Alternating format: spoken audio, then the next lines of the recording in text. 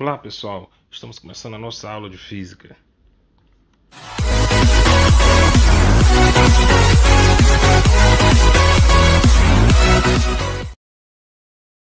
Na aula de hoje, iremos falar sobre as leis de Newton.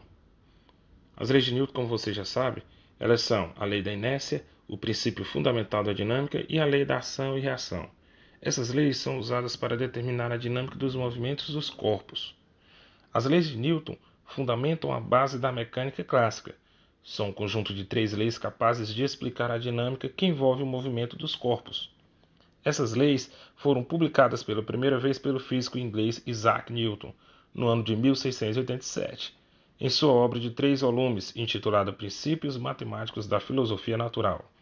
Então, pessoal, indo e continuando a nossa aula das leis de Newton, temos um dos principais legados deixados por Isaac Newton foi a precisa explicação matemática para o movimento dos corpos. A mecânica newtoniana mostrou-se capaz de predizer a trajetória de asteroides e o surgimento das marés, tornando-se um dos marcos da física por trazer equações matemáticas para a explicação de fenômenos naturais.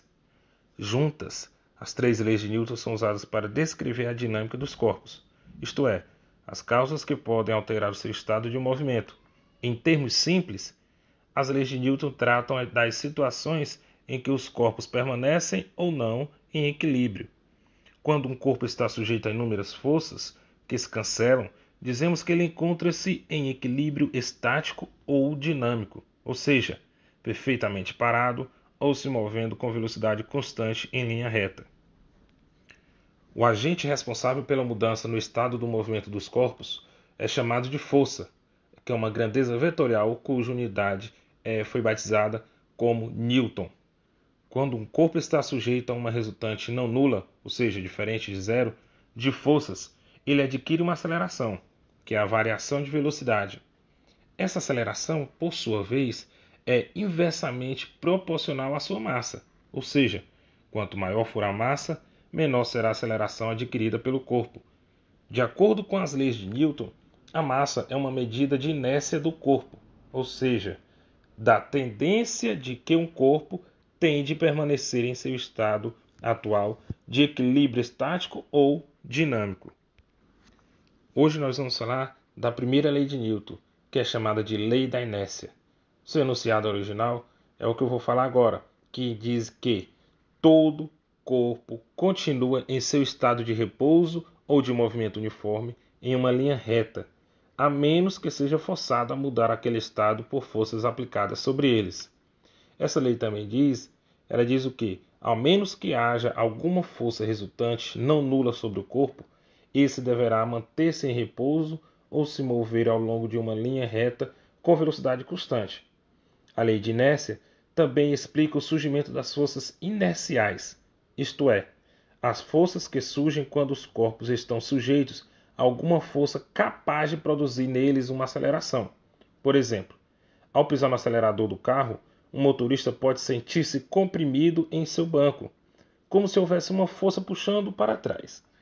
Na verdade, o que ele sente é a expressão de sua inércia, ou seja, a tendência que seu corpo tem de permanecer parado ou em velocidade constante. Além disso, quanto maior for a massa de um corpo, maior será a sua inércia. Nunca esqueçam disso. Assim, alterar o estado de movimento de um corpo de massa grande requer a aplicação de uma força maior.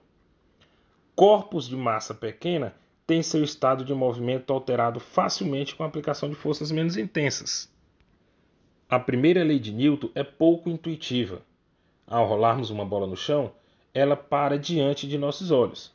Jamais esperaríamos que ela rolasse eternamente. No caso descrito, porém, a bola está sujeita a uma força resultante que não é nula.